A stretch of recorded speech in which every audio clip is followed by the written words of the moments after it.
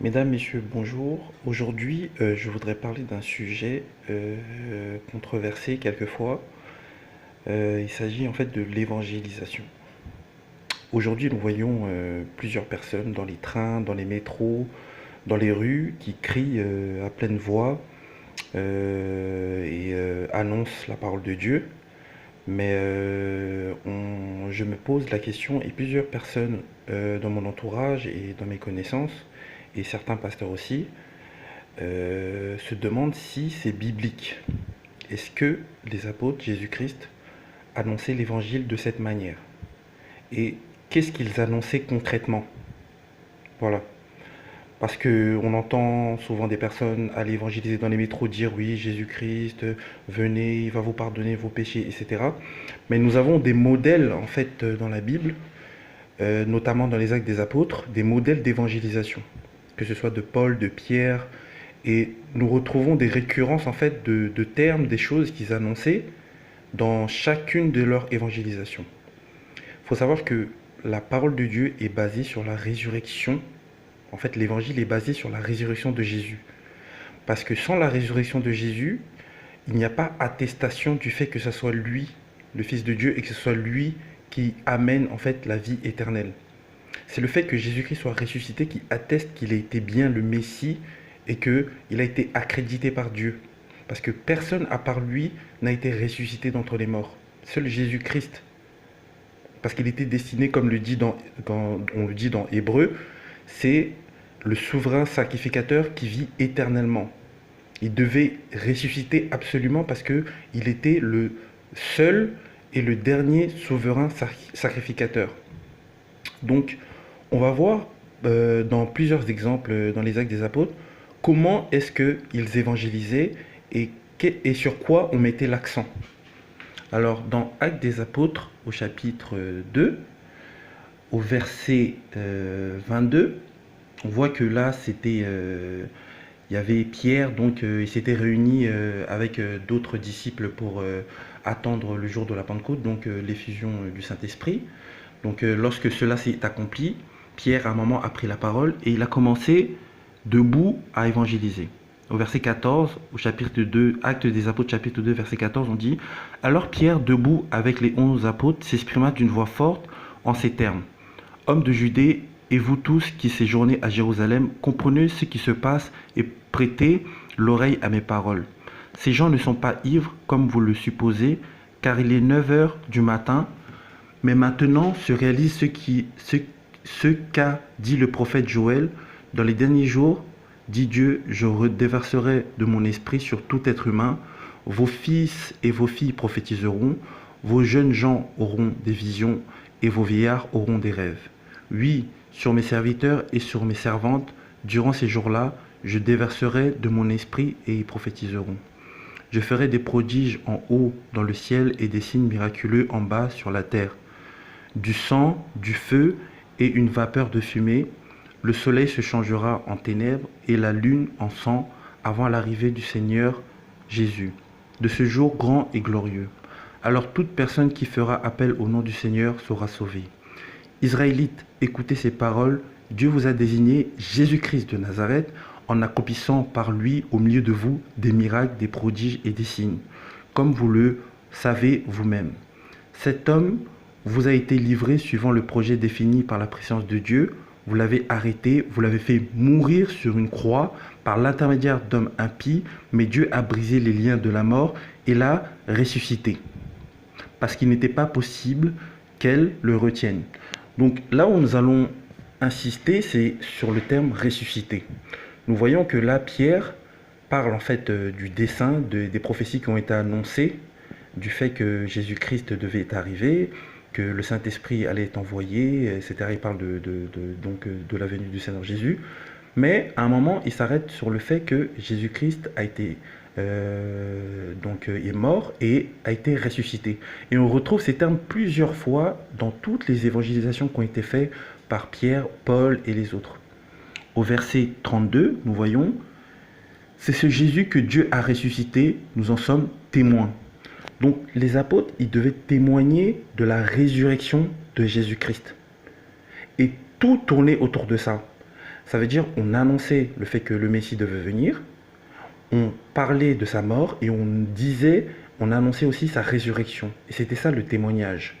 L'évangile était basé, la prédication, l'évangélisation était basée sur la mort et la résurrection de Jésus.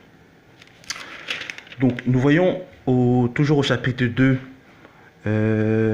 au chapitre 3, pardon, au chapitre 3, à partir du verset 15, il est dit: vous avez fait mourir le prince de la vie que Dieu a ressuscité, nous en sommes témoins. Donc voilà. Donc là encore, on voit que on annonçait le Seigneur Jésus-Christ. Lorsqu'on retourne au verset 6, on dit: alors Pierre lui dit: je n'ai ni argent ni or, parce que ce que j'ai, je te le donne au nom de Jésus-Christ de Nazareth, lève-toi et marche. Donc vous connaissez l'histoire, si vous ne connaissez pas, vous pouvez le relire. Donc il s'agissait d'un homme qui était paralytique, qui ne pouvait pas marcher. Donc Pierre et Jean ont, par l'intermédiaire du Saint-Esprit et par la volonté du Seigneur Jésus-Christ, guéri cet homme. Et par la suite, vu qu'il devait se justifier, les personnes en fait, ils se demandaient comment est-ce que cette guérison a eu lieu, Pierre a commencé à annoncer le Seigneur Jésus-Christ. Mais on voit encore au verset 15 qu'il parle de la résurrection du Seigneur Jésus-Christ. Vous voyez? Et ensuite, au verset 19, il parle ensuite de changer d'attitude, etc. Mais tout est basé sur le témoignage de la résurrection du Seigneur Jésus. Nous pouvons voir ça encore au chapitre 4, à partir du verset 10. Sachez-le bien, vous tous, et que tout le peuple d'Israël le sache, c'est par le nom de Jésus-Christ de Nazareth, celui que vous avez crucifié et que Dieu a ressuscité. Encore une fois, lorsqu'ils évangélisaient, ils insistaient sur le fait que Jésus-Christ a été crucifié et ressuscité. Vous voyez? Donc, il y a plusieurs exemples comme ça dans la Bible. Voilà, je ne vais pas durer longtemps. Il y a des modèles d'évangélisation, notamment dans les Actes des Apôtres, qui nous montrent qu'ils évangélisaient, ils étaient des témoins, et leur témoignage, c'était de témoigner de la mort et de la résurrection de Jésus. Mais vous allez vous dire, en notre temps, nous ne sommes pas témoins directement de sa mort et de sa résurrection. Comment pouvons-nous évangéliser? Il faut adapter par rapport à notre propre témoignage. Ah ben non, nous voyons bien que Pierre, lorsqu'il évangélisait, il n'annonçait pas sa conversion. Il ne parlait pas de sa conversion, mais il annonçait le Seigneur Jésus-Christ simplement. Ce que nous entendons des fois dans les métros, dans les trains, etc., c'est des gens qui commencent à enseigner. Les gens enseignent dans les métros des païens. Vous leur parlez de Jésus-Christ, comme ça, à leur dire de comprendre des notions que même certains chrétiens, après 10 ans d'église, ne comprennent pas. Les apôtres annonçaient tout simplement la mort et la résurrection du Seigneur Jésus-Christ en tant que témoins. De plus, l'évangélisation, elle était toute faite car elle était accompagnée de guérison. Ce n'est pas ce que nous voyons sur Internet ou dans des groupes d'évangélisation. On voit que ces personnes parlent, ils enseignent. Pour moi, c'est pas, ils évangélisent pas, ils enseignent. Ça veut dire qu'ils sont là, ils sortent tous les versets bibliques qu'ils connaissent sur Jésus-Christ, etc., mais ils n'insistent pas sur la mort et la résurrection. L'évangélisation, à la base, dans les Actes des Apôtres, était basée sur la mort et la résurrection, le témoignage de la mort et la résurrection de Jésus-Christ.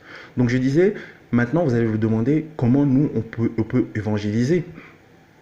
Ben déjà, premièrement, tout le monde n'est pas amené à évangéliser dans les métros, dans les foules, etc. On le voit bien. Jésus-Christ, il y a des moments où il évangélisait à des petits comités, et quelquefois il évangélisait à des foules. Les apôtres, pareil. Et ce n'était pas tous les apôtres qui le faisaient forcément, et ce n'était pas tous les disciples qui évangélisaient à des foules. Voilà. Donc c'était conduit par le Saint-Esprit. Et de plus, lorsqu'ils évangélisaient, comme je vous ai dit, ils insistaient, et j'insiste là-dessus, sur la mort et la résurrection de Jésus-Christ. C'est le Saint-Esprit, à partir du fait que vous annoncez la mort et la résurrection de Jésus-Christ, qui va opérer ensuite dans le cœur des personnes. Vous n'avez pas besoin de sortir des argumentaires pour convaincre les gens, leur dire « moi j'étais ceci, moi j'étais, je péchais, etc. » Oui, le Seigneur il dit « vous serez mes témoins », mais il ne dit pas forcément le témoin de votre vie à vous. Oui, certes, il est bien de témoigner de votre vie, mais lorsque vous évangélisez, on voit bien dans les exemples qui sont donnés dans les Actes des Apôtres, c'était afin d'annoncer Jésus-Christ seul et le témoignage de sa mort et de sa résurrection. Et le reste accompagné, ça veut dire on parlait des prophéties qui ont été faites sur lui sur sa venue, sur la manière dont il devait marcher, etc., accomplir des miracles, et sur sa mort et sa résurrection, ensuite ce qui devait se passer après. Donc voilà, donc on voit bien que même Jésus, lorsqu'il évangélisait, il y avait des miracles, des guérisons. Aujourd'hui, dans les groupes d'évangélisation, on peut voir peut-être un miracle de temps en temps, une guérison, mais les apôtres, les disciples et Jésus-Christ lui-même guérissaient à chaque fois les malades. C'était les guérisons qui attestaient que l'évangile était réel. Alors, ceux qui évangélisent dans les rues, dans les métros, il faut vous poser des questions et vous remettre un peu en question. Ça veut dire que vous évangélisez, en plus, non pas selon le modèle biblique, mais selon comment on vous a appris à évangéliser et comment vous avez vu faire les autres. Voilà. Donc les gens qui sont honnêtes, ils vont lire les actes des apôtres et ils vont voir le modèle d'évangélisation qui a été donné. Après, vous allez dire, il faut adapter. Le Seigneur Jésus-Christ, il a dit d'aller et annoncer l'évangile et on voit qu'il persévérait dans l'enseignement des apôtres. On n'a pas à rajouter de nouvelles manières de faire, on a juste à toujours annoncer Jésus-Christ mort et ressuscité et parler de son témoignage, du fait que sa venue était annoncée bibliquement, etc. Donc à partir de là, le Saint-Esprit va faire le travail. Et si vraiment vous êtes rempli du Saint-Esprit, si vous êtes baptisé du Saint-Esprit et que le Seigneur vous appelle à faire cela, à parler du Seigneur, ben ça va être accompagné par des guérisons. Les guérisons, ça témoigne de la miséricorde de Dieu pour son peuple. Dieu, Jésus-Christ et les apôtres, ils parlaient de Jésus-Christ, mais c'était accompagné par des guérisons. Donc si toi, mon frère, ma soeur, tu vas évangéliser dans les métros, dans les trains, et qu'il n'y a pas de guérison qui se fait, ou très rarement, il faut te poser des questions. Pourquoi? Parce que bibliquement, ce n'est pas comme ça que cela se passait. Pourquoi il n'y a pas de guérison, des miracles? Plus, peut-être il y en a, mais de temps en temps. Mais normalement, ça ne devrait pas être comme ça. Pourquoi il n'y a pas? Tout simplement parce que ce n'est pas fait selon le modèle biblique. Je sais qu'il y a des personnes qui vont s'offusquer, qui vont dire oui, mais voilà, nous on évangélise, il y a des guérisons, tout ça. Mais je ne pense pas que ça soit autant que ce qui se passait. Parce que eux, ils le faisaient selon comment Jésus leur avait prescrit. C'est ce qu'on voit dans les actes des apôtres. Donc voilà, c'est tout ce que je voulais dire, faire le point par rapport à cela. Et voilà, je vous remercie de votre attention. Merci, au revoir.